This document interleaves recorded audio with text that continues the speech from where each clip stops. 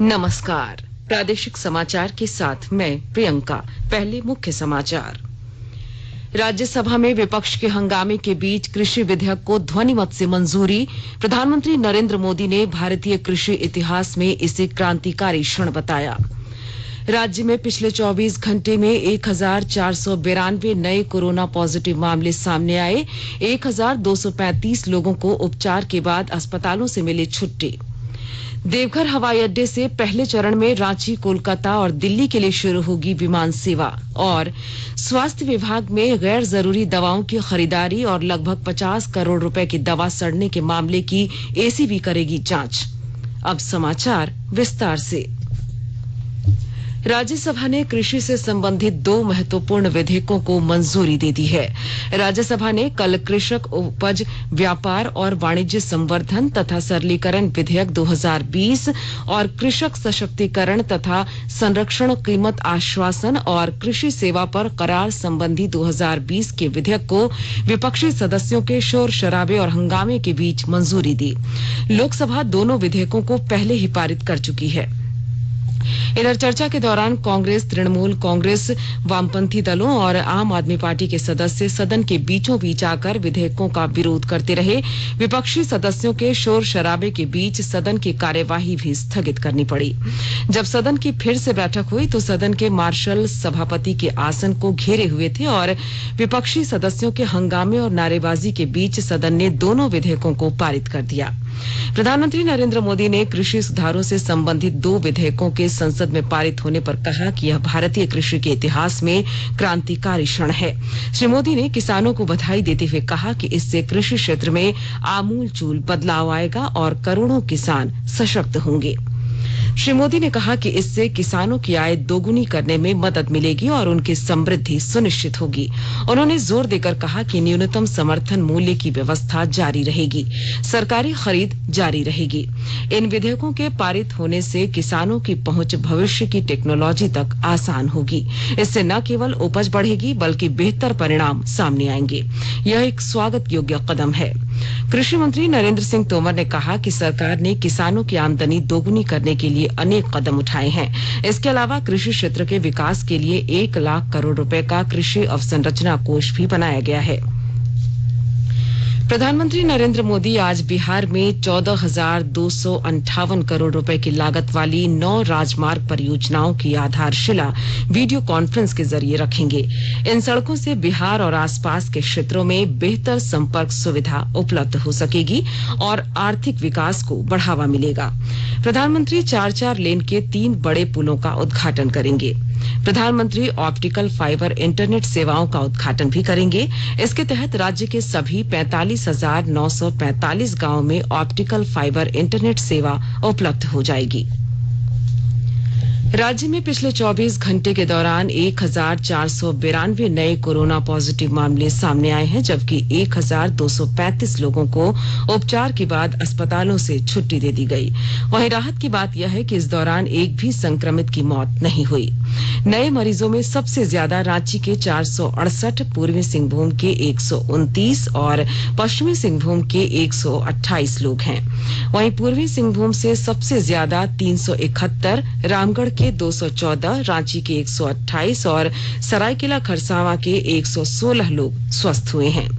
इस तरह राज्य में कोरोना संक्रमितों की कुल संख्या बढ़कर 71,352 हो गई है। इनमें 56,944 लोग स्वस्थ हो चुके हैं, जबकि और 13,791 सक्रिय मामले हैं। राज्य में अब तक कोविड-19 से 617 मौतें हो चुकी हैं। स्वास्थ्य और परिवार कल्याण मंत्रालय ने लोगों को सलाह दी है कि वे नोवल कोरोना वायरस से अपने को सुरक्षित रखने के लिए सभी बुनियादी एहतियाती उपायों का पालन करें और सामाजिक दूरी बनाए रखें। एक रिपोर्ट। सरकार ने कहा है कि आवश्यक वस्तुओं की पर्याप्त आपूर्ति जारी है और लोगों को चिंता करने की कोई जरूरत नहीं है। लोगों को सलाह दी जाती है कि वे आवश्यक वस्तुओं और चिकित्सा सामानों की खरीदारी करते समय धैर्य रखें और शांत रहें। आवश्यक वस्तुओं को खरीदने के लिए बार बार बाहर निकलने से बचें। साथ ही लोगों से हाथ मिलाने और गले लगने से भी बचना चाहिए। बाजार, मेडिकल स्टोर और अस्पतालों में लोग कम से कम 1 मीटर की दूरी बनाए रखें। घर पर गैर जरूरी सामाजिक समारोह से बचा जाना चाहिए और घर पर मेहमानों को नहीं बुलाना चाहिए। लोगों को अपनी आंख, नाक और मुंह छूने से बचना चाहिए और लगातार हाथ साफ करते रहना चाहिए।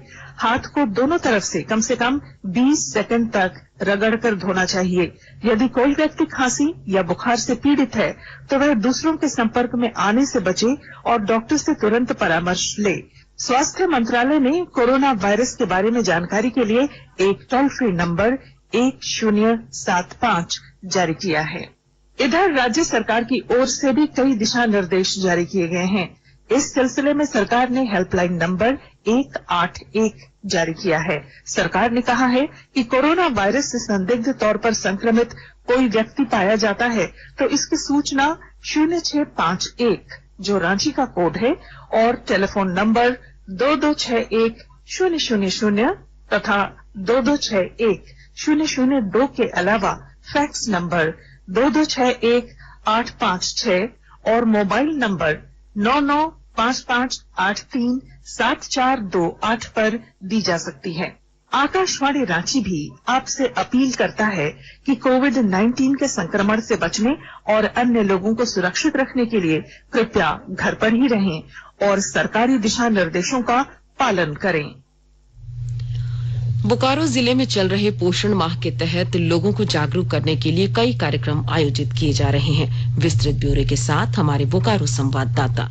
सितंबर का महीना बोकारो जिले में पोषण माह के रूप में मनाया जा रहा है। पोषण के प्रति ग्रामीणों को जागरूक करने के लिए कई तरह के कार्यक्रमों का आयोजन किया जा रहा है। इस कार्य में स्वास्थ्य कर्मियों के अलावा आंगनबाड़ी सेविकाओं और स्वयंसेवी कार्यकर्ताओं का भी सहयोग लिया जा रहा है। इसी कड़ी में गुरुवार को कृषि विज्ञान केंद्र पेटरवार में सेविकाओं को प्रशिक्षण दिया गया। उन्हें बताया गया कि गर्भवती महिलाओं को पोषण वाटिका से ही उत्पादित सब्जी का सेवन करना चाहिए। प्रशिक्षित सेविकाएं ग्रामीणों को पोषण वाटिका बनाने के लिए प्रोत्साहित करेंगी। साथ ही यह बताएंगी कि बच्चे को कुपोषण से बचाने के लिए माता को पौष्टिक आहार लेना कितना जरूरी है। मनोज कुमार, आकाशवाणी समाचार, बोकारो।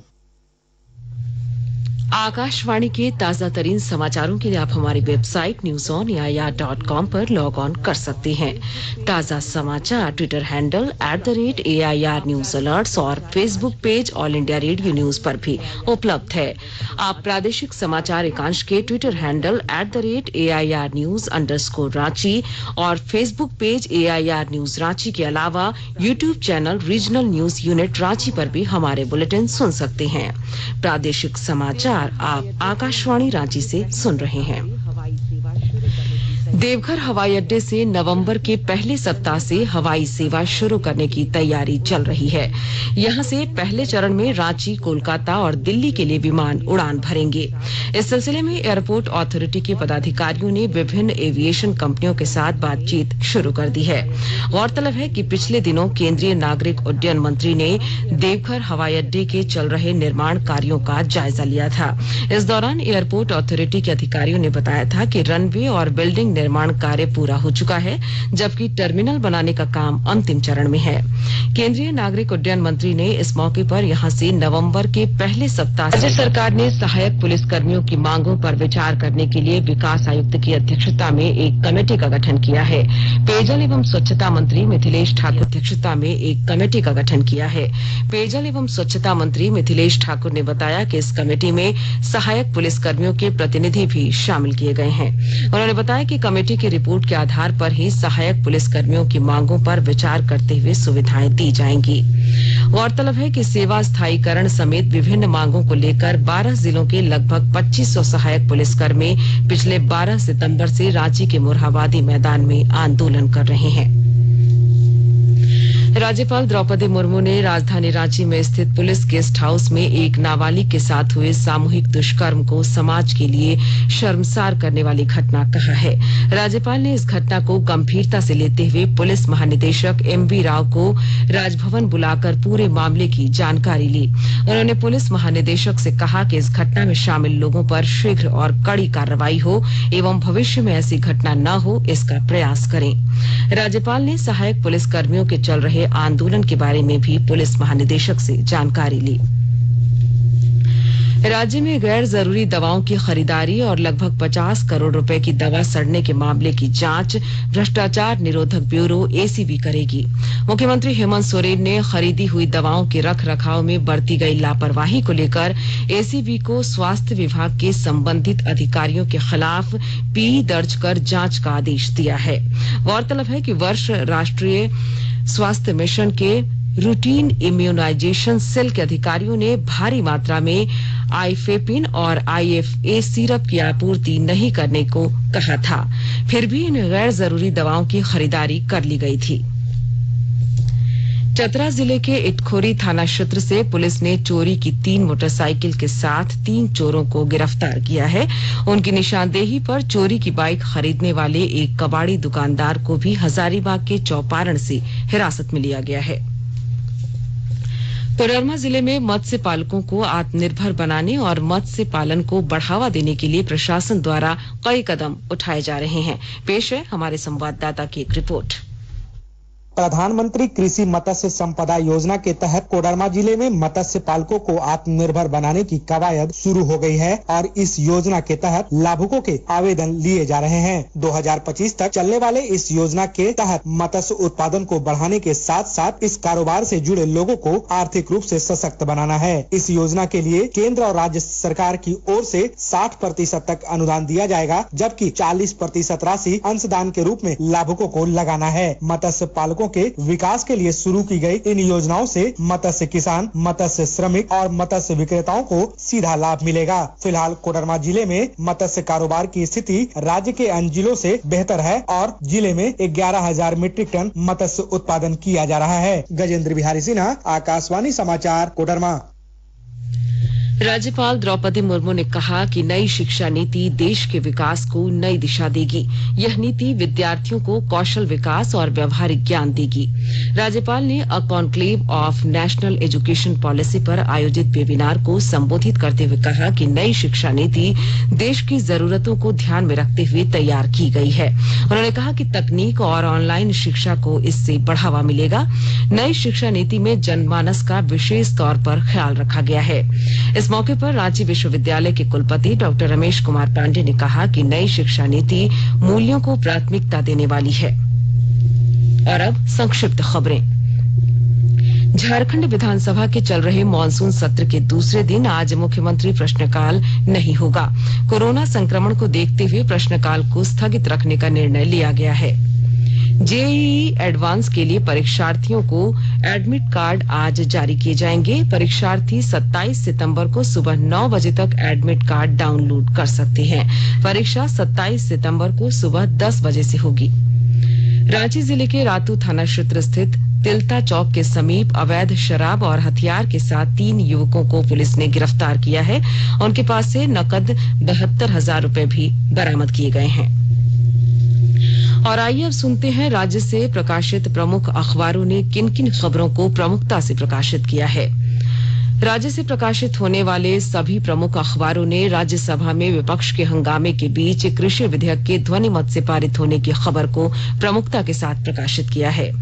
प्रभात खबर ने वाहनों पर एक मुश्त टैक्स से राहत देने को लेकर परिवहन विभाग द्वारा की जा रही तैयारियों को पहले पन्ने पर जगह दी है। दैनिक भास्कर ने आदिवासी समाज द्वारा सरना धर्म कोड को लेकर मानव श्रृंखला बनाए जाने की खबर को प्रमुखता के साथ पहले पन्ने पर प्रकाशित किया है। दैनिक हिंदुस्तान ने 7 राज्यों में मृत्यु दर राष्ट्रीय औसत से ज्यादा होने की खबर को पहले पन्ने पर जगह दी है।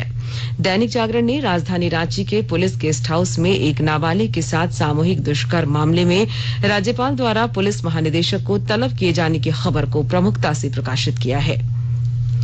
रांची एक्सप्रेस ने पॉलिटेक्निक संस्थानों में रिक्त पदों पर नियुक्ति का मार्ग प्रशस्त होने की खबर को प्रमुखता से पहले पन्ने पर छापा है। टाइम्स ऑफ इंडिया ने झारखंड में पिछले 24 घंटे के दौरान कोरोना से एक भी मौत नहीं होने की खबर को पहले पन्ने पर प्रमुखता दी है।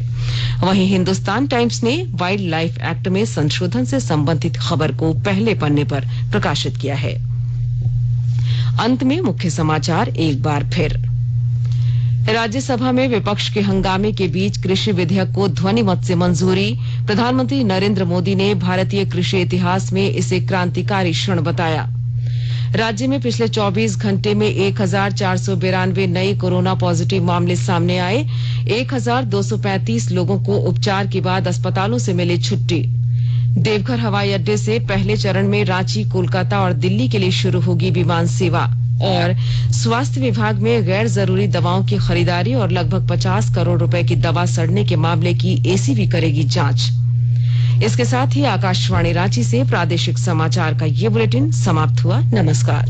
घर में रहिए, सुरक्षित रहिए और सुनते रहिए आकाशवाणी।